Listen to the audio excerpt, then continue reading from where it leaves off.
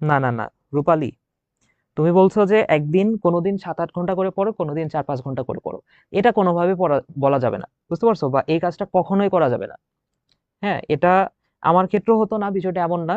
আমার ক্ষেত্রেও হতো, দেখা যাচ্ছে যে একদিন ফোন টোন টিপলাম না, খুব মোটিভেশন নিয়ে খুব পড়ালেখা করলাম, দিনে 13-14 ঘন্টা পড়লাম, পরের দিনে সব মোটিভেশন শেষ, পরের দিনে সারাদিন ফোন চালাইলাম, এটা আমার সাথেও হইতো।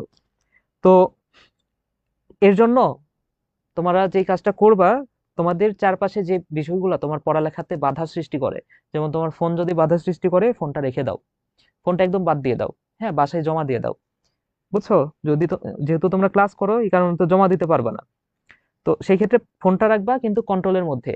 হ্যাঁ, বাবা মাকে বলবা যে শুধুমাত্র যখন ক্লাসটা হবে সেই সময় ফোনটা দেওয়ার জন্য তোমাকে, বুঝতে পারছো? এই কাজটা করবা। এবং এই যে যে কাজটা করছো তুমি, যে একদিন 7-8 ঘন্টা পড়ো,